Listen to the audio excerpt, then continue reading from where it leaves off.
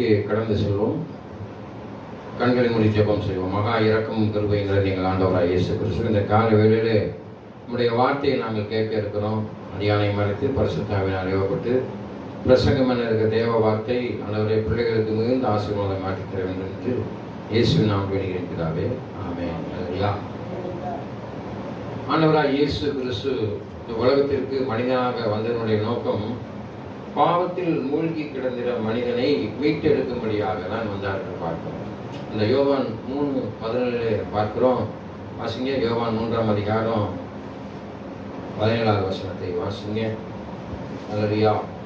யோவான் 3ஆம் அதிகாரம் தேவன் 17 உலகத்தை ஆக்கினைக்குள் தீர்க்க வராமல் தீர்க்கும்படி தேவன் தன்னுடைய குமாரனை உலகத்தில் அனுப்பாமல் தேவனை உலகத்திலே தன்னுடைய குமாரனை அனுப்பாமல் அவராலே உலகம் ரட்சிக்கப்படுவதற்காகவே இயேசுவை அனுப்பினார், அவரை அனுப்பினார் என்று பார்க்கிறோம். அப்ப ரட்சிப்பின் நிச்சயத்தை நீங்கள் பெற வேண்டும் என்றால் பாவ மன்னிப்பை பெற்ற பிள்ளைகளாக இருக்கிறோம். எவன் ஒருவன் தன் பாவத்தை அறிக்கையிட்டு விட்டு விடுகிறானோ அவனுடைய பாவம் மன்னிக்கப்படும். அப்ப பாவத்தோடு நம்ம என்ன செய்ய முடியாது? பரலோக ராஜ்யத்திற்கு போக முடியாது. ஆமென். குற்ற நிவாரண பலியாக இயேசு கிறிஸ்து மனிதனுடைய பாவத்தை என்ன செஞ்சாரு? கழுவினார் என்று பார்க்கிறோம். எப்படி கழுவினார்? தன் திரு ரத்தத்தை அந்த கல்வாரி சிலுவையிலே சிந்தி கழுவினார். ஆமென். இயேசு கிறிஸ்து ரத்தம் சகல பாவங்களையும் நீக்கி சுத்திகரிக்கும். ஆமென். அப்ப பாவ மன்னிப்பை வழங்குபவர் யார்? உங்களுக்கு நீங்க செய்த பாவ மன்னிப்பை வழங்குபவர் யார்? கொடுப்பவர் யார் என்று பார்த்தீர்கள் என்றால் இயேசு கிறிஸ்து தான் சொல்லி. லூக்கா 7ஆம் அதிகாரம் 49வது வசனத்தை வாசி பார்ப்போமா? வாசிங்க. லூக்கா 7ஆம் அதிகாரம் 49வது வசனத்தை வாசிங்க. அப்பொழுது கூட பந்தியிருந்தவர்கள் பாவங்களை மன்னிக்கிற இவன் யார் என்று தங்களுக்குள்ளே சொல்லிக் கொண்டார்கள். பாவங்களை மன்னிப்பதற்கு இவன் யார் என்று சொல்லிக் கொண்டார்கள். அப்ப பாவத்தை மன்னிக்கக்கூடியவர் யார் என்று பார்த்தீர்கள் பார்த்தீங்கன்னா இயேசு தான் சொல்லி. அதனாலதான் உலகத்துல ஒருவனும் கெட்டு போகாமல் நித்திய ஜீவனை அடைய வேண்டும் என்பதற்காகவே இயேசுவை இந்த உலகத்திற்கு அனுப்பினார் என்று 3:14 சொல்லி. ஒருவர்த்தனும் கெட்டு போகக்கூடாது. அப்ப பாவ மன்னிப்பின் வழங்கக்கூடிய அதிகாரத்தை யார் கொடுத்திருக்கு? ஏசாமிக்கு அவர் அதிகாரத்தை கொடுத்திருக்கிறார். என்னை கண்டவன் என் பிதாவை காண்கிறான். ஆமென். அங்கே பார்க்கிற 1 யோவான் 1:9 பாருங்க. 1 யோவான் 1ஆம் அதிகாரம் 9வது வசனத்தை வாசித்து பாருங்க. 1 யோவான் 1ஆம் அதிகாரம் 9வது வசனத்தை வாசிங்க. மிக தெளிவாக சொல்லுங்க. நம்முடைய பாவங்களை நாம் அறிக்கையிட்டால் பாவங்களை நமக்கு மன்னிக்கிற எல்லா அநியாயம் மன்னித்து பாவம் நல்ல வாசிங்க. பாவங்களை நம்மளுக்கு மன்னித்து எல்லா அநியாயத்தையும் நீக்கி. பாத்தீங்களா? பாவத்தை மன்னிப்பது மாத்திரமல்ல, தேவனுக்கு விரோதமாய் செய்த பேச அநியாயத்தை நீக்கி என்ன செய்தார்? அவர் சுத்திகரிப்பதற்கு உண்மையும் நீதியும் உள்ளவராக இருக்கிறார். அல்லையா? எப்ப நீ சிகரெட் குடிக்காம இருப்பா, தண்ணி அடிக்காம இருப்பா, உபச்சாரம் செய்யாம இருப்பா அப்படின்னு நான் சொல்லணும்னா இந்த காரியத்தை எல்லாம் நான் செய்யாம இருந்தா தான் சொல்ல முடியும். அப்ப இயேசு கிறிஸ்து நீதியின் தேவனாக இருக்கிறார். அவரால் மாத்திரம்தான் நம்முடைய பாவத்தை மன்னிக்க கூடும். ஆமா, நான் இப்ப குடிச்சுக்கிட்டு இருக்கேன்னு வச்சுக்கோங்க. ஒரு குடிகாரனை பார்த்து, அப்பா நீ அப்பா தனியா போட்டு உன் பொண்டாட்டி போட்டு அடிக்கிற, குடிக்காதப்பா நான் சொன்னா என்ன சொல்ல? நீ பெரிய ஓகேமோ? முதல்ல நீ குடிக்காம இரு சொல்லுவானா? சொல்ல மாட்டாங்க. அதை போலத்தான் இந்த வேத வசனத்துல சொல்லி அவர் நீதிபராக இருக்கிறார். மறுபடியும் இந்த வசனத்தை வாசிங்க. அதான் சொல்லியிருப்பார். பாவங்களை என்ன செய்யணும்? அறிக்கையிடணும். எவன் ஒருவன் தன் பாவத்தை அறிக்கையிட்டு விட்டு விடுகிறானோ அவனுடைய பாவம் மன்னிக்கப்படும். ஆமென். நம்ம தேவராஜ்யத்துக்கு போக வேண்டும், ஜீவ புஸ்தகத்துல பெயர் எழுதப்பட வேண்டும், ஆவின் கனியின் பெற்ற பிள்ளைகளாக இருக்க வேண்டும், இயேசுவை போல வாழ வேண்டும் என்றால் என்ன செய்யணும்? பாவத்தை அறிக்கையிடணும், விட்டு விடணும். பாவங்களை நம்மளுக்கு மன்னித்து எல்லா அநியாயத்தையும் நீக்கி. நல்லா தெரிஞ்சுக்கோங்க, பாவத்துக்கும் அநியாயத்துக்கும் வித்தியாசம் இருக்கு. நீனா செய்யறது பாவம், உன் சரீரத்தை அழித்துக் கொள்வது. ஆலயமாகிய அந்த சரீரம் யாருக்கு சொந்தம்? கடவுளுக்கு சொந்தம். 4 செவத்துக்குள்ள கடவுள் இல்லைங்க, உங்களுக்குள்ளதான் கடவுள் இருக்கார். ஆமென். உன் ஆலயத்தை தீட்டுப்படுத்தக்கூடாது, மாசுபடுத்தக்கூடாது. அதான் பாவம். அநியாயம் என்பது தேவனுக்கு விரோதமாய் செய்கிறது. தேவ தூஷணம் பேசுவது அநியாயம் பண்றது. அடுத்தவனை அடிச்சு கொள்றது. ஜீவனை கொடுப்பதும் ஜீவனை எடுப்பதும் யாருக்கு அதிகாரம் இருக்கு? ஆண்டவருக்கு தான் அதிகாரம். ஆமென். பிறர் மனம் நோகும்படியாக பேசுவதற்கு உனக்கு அநியாயம், அது அநியாயம். பிறரை நீங்க திட்டக்கூடாது. பிறர் மனம் நோகும்படியா பேசினால என்ன ஆயிடும்? அது பாவமாகும். அல்லேலூயா. அதான் தேவனுக்கு விரோதமாய் செய்கிறது. அவர் படைத்தது. நீ அவனை ஆசீர்வதிக்க பிலமோன் போய் அந்த தேசத்தை பார்த்து ஜெபம் பண்ணி அதை ஆசீர்வதி. ஆனால் அவன் கோபத்தில் என்ன செஞ்சான்? சபிச்சு விட்டுருந்தான். 3ஆவது தடவை தான் போய் ஆசீர்வதிச்சான். ஆமென். அல்லேலூயா. நீங்க அப்ப அக்கிரமம் செய்யக்கூடாது. பாவத்தையும் அதையும் மன்னிக்கக்கூடியவர் இயேசு. அப்போஸ்தலர் 5:31 பாத்தீங்கன்னா 5:31 வாசிங்க. அப்போஸ்தலர் புத்தகம் 5ஆம் அதிகாரம் 31வது வசனத்தை வாசிப்போம். அப்போஸ்தலர் புத்தகம் 5ஆம் அதிகாரம் 31வது வசனம்.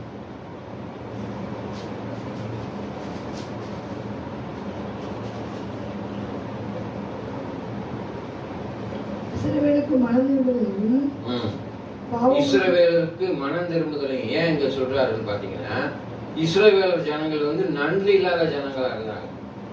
அடிமைத்தனத்துல இருந்து இஸ்ரவேல் ஜனங்களை அவர் அழைத்து வந்தார். மோசேயை கொண்டு அழைத்து வந்தார். அவர்கள் நம்ம பார்க்க முடியாத அதிசயத்தெல்லாம் அவன் பார்த்தான். செங்கடல் 2ஆக பிளந்தது. வானதூதர்கள் சாப்பிடக்கூடிய மன்னாவை கேட்டார்கள், கொடுத்தாங்க. காடையை கேட்டாரு, காடையை கொடுத்தாரு.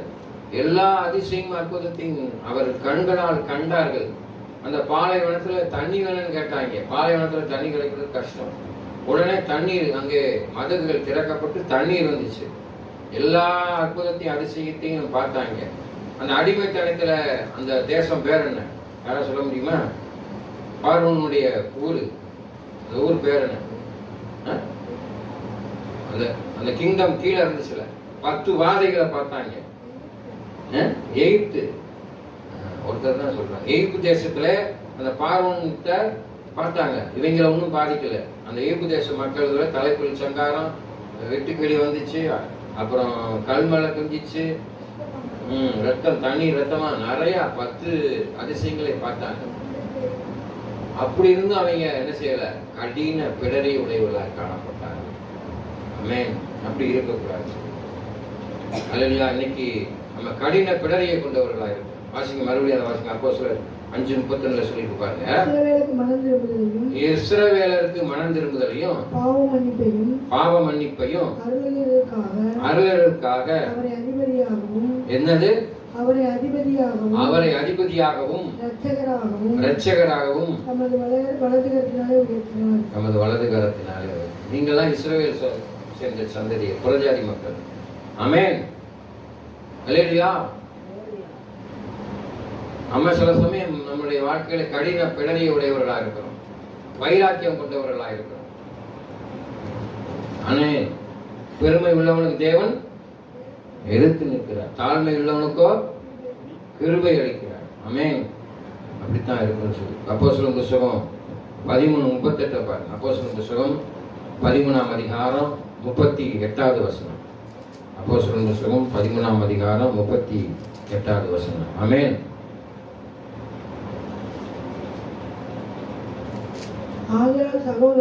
ஆதலால் சகோதரனே, சகோதரியே, இவர் மூலமாய் உங்களுக்கு பாவ மன்னிப்பு உண்டாகும் என்று அறிவிக்கப்படுகிறது என்றும். இவர் மூலமாய், யார் மூலமாய்? இயேசு மூலமாய் தான் பாவ மன்னிப்பு இருக்கு. அதான் அவர் சொல்றாரு, யோவான் 14:6 சொல்றாரு, நானே வழியும் சத்தியமும் ஜீவனுமாய் இருக்கிறேன், என்னை இல்லாமல் ஒருவனும் பிதாவிடத்தில் வரான். அன்பான தேவ பிள்ளைகளே, உங்களுடைய ஜெபம் இயேசு மாத்திரம்தான். இயேசுவே என் பாவத்தை மன்னிங்க. வேற எந்த காரியத்திலும் உங்க பாஸ்டர் உங்களை பரலோகத்துக்கு கூட்டு போக முடியாது. அல்லேலூயா. இங்கே அமர்ந்திருக்கிற சகோதர சகோதரிகள், உங்கள் குடும்பத்தில் இருக்கிற அங்கத்தினர்களை நீங்கள் பரலோகத்துக்கு கூட்டு போக முடியாது. இயேசு மாத்திரம்தான் உங்க பாவத்தை மன்னிப்பார். அவர் மாத்திரம்தான் உங்களை பரலோகத்துக்கு கொண்டு போகிறார், வழியாக இருக்கிறார். ஐ ஆம் த வே, ஐ ஆம் த ட்ரூத், ஐ ஆம் த லைஃப். நானே வழியும் சக்தியும் ஜீவனுமாக இருக்கிறேன், என்னை இல்லாமல் ஒருவனும் no one cannot enter into the kingdom of God without me. ஆமென். வேதவசனம் மார்க்கு 2ஆம் அதிகாரம் 9ஆவது வசனம். மார்க்கு 2வது அதிகாரம் 9வது வசனத்தை வாசிங்க. 2:9. மார்க் 2ஆம் அதிகாரம் 9வது வசனம். மார்க் சுவிசேஷ புஸ்தகம். உன் பாவங்கள் உனக்கு மன்னிக்கப்பட்டதென்று உன் பாவங்கள் உனக்கு மன்னிக்கப்பட்டதென்று சொல்வதோ எழுந்து உன் படுக்கையை எடுத்துக்கொண்டு நட என்று சொல்வதோ எழுந்து உன் படுக்கையை எடுத்துக்கொண்டு நட என்று சொல்வதோ எது எளிது? ஆமென். அன்பான தேவ பிள்ளைகளே, பாவம் மன்னிக்கப்பட்டது என்பது மிகவும் கடினமானது. படுக்கை எடுத்துக்கொண்டு நடந்துடலாம். ஆமென். உன்னுடைய பாவம் மன்னிக்கப்பட வேண்டும். உனக்கே தெரியாது நம்முடைய பாவம் மன்னிக்கப்பட்டுச்சா பண்ணலையா, சந்தேகம் வரும் உனக்கு. ஆமென். இயேசுகிட்ட கேட்ப, இயேசுவே இந்த நாள்ல நான் தூஷணமான வார்த்தை பேசிட்டேன், அடுத்தவனை அடிச்சிட்டேன், தண்ணி அடிச்சிட்டேன், சிகரெட் குடிச்சிட்டேன், விபச்சாரம் செஞ்சுட்டேன் அப்படின்னு சொல்லி நீ அறிக்கையிடலாம். அடுத்து என்ன செஞ்சிருவ? அந்த கண்டம்னேஷன் முடிச்சு பாவத்தை மன்னித்து ஆண்டவர் வரவுக்குள்ள அடுத்த பாவத்தை செஞ்சிருப்ப. அதனாலதான் உனக்கு சந்தேகம் வர்றது காரணம். அன்பான தேவ பிள்ளைகளை, அவர் மன்னிக்கும் தெய்வமாக இருக்கிறார். மன்னிக்கப்பட்டது என்ற நிச்சயத்தை உடையவர்களாக இருக்கணும், விசுவாசிக்கணும். அதனாலதான் சொல்லி விசுவாசித்தால் தேவ மகிமையை காண்பாய். யாரு விசுவாசிச்சா? உலக அந்த அதிபதி சொன்ன, என் வீட்டு வேலைக்காரிக்கு சுகம் இல்லாம இருக்கா, இங்க ஒரு வார்த்தை சொல்லுங்க போதும் ஆண்டவரே. நூற்றுக்கடிவு அவன் சொன்னான், ஒரே ஒரு வார்த்தை சொல்லுங்க போதும், அவன் அங்க சுத்தமாயிடுவான். அதான் வார்த்தை சொல்லுது, நீ சமீபத்திற்கு மாத்திரம் தெய்வம் அல்ல, தூரத்திற்கும் தெய்வமாக இருக்கு. உங்க வாழ்க்கையில தூரத்துல வர பிரச்சனை, வெகு தூரத்துல இருக்கிறவங்களுக்காக, உங்க பிள்ளைகளுக்காக, உங்க மகள்களுக்காக, உறவினர்களுக்காக இந்த கண்ணை மூடி ஆண்டவரே என் பிள்ளைக்கு சமாதானத்தை தாருங்க, சந்தோஷத்தை தாருங்க, பிரச்சனைக்கு தீர்வாயிருங்க, ஜெபம் பண்ணுங்க, உடனே நடக்கும். ஆமென். நிச்சயத்தை பெற்றவர்கள். இதற்கெல்லாம் யாருடைய மனதுருக்கம் அவசியம்? தேவனுடைய மனதுருக்கம் அவசியமா இருக்கு. அங்கே வேதவசனம் சொல்லுவார். சங்கீத புஸ்தகம் 78:38. சங்கீத புஸ்தகம் 78:38.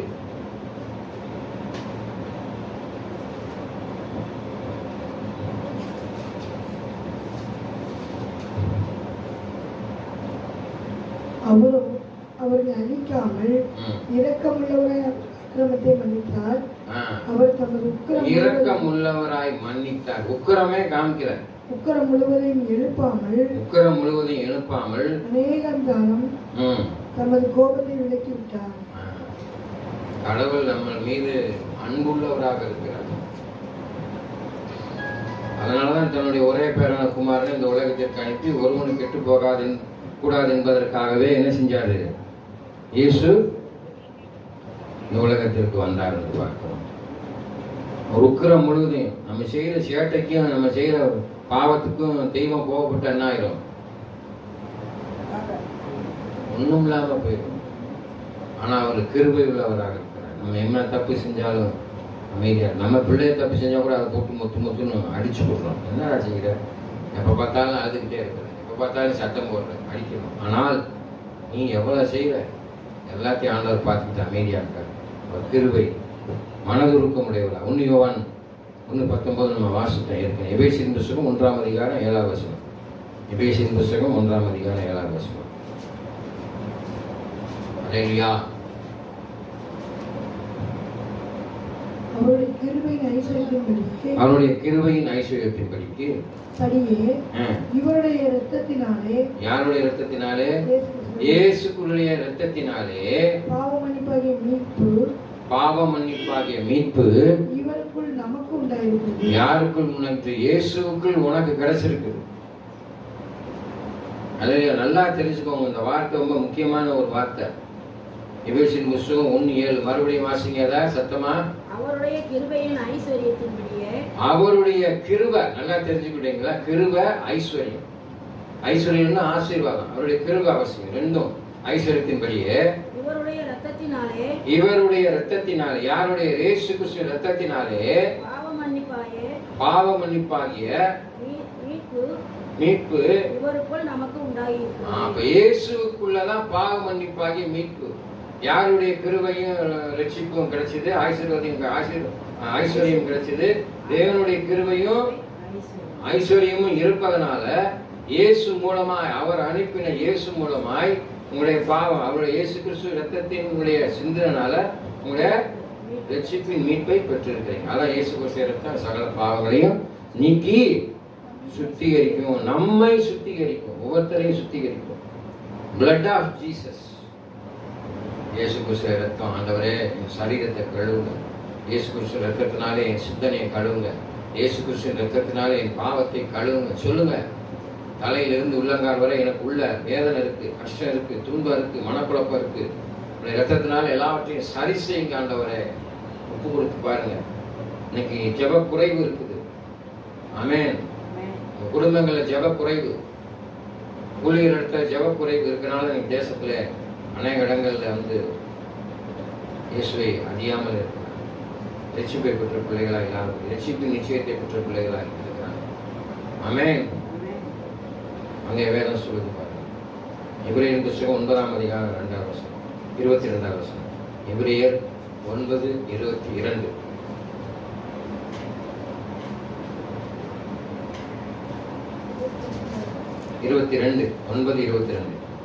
நியாயப்பிரமாணத்தின்படி கொஞ்சம் குறைய எல்லாம் இரத்தத்தினாலே சுத்திகரிக்கப்படும்.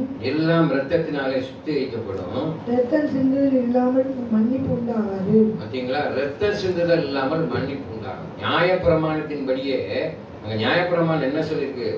இரத்தம் சிந்துதல் இல்லாம மன்னிப்பு கிடையாது. அல்லேலூயா. இயேசு எனக்காக இரத்தம் சிந்தினார். இயேசு எனக்காக அந்த சிலுவையிலே இரத்தம் சிந்தினார்.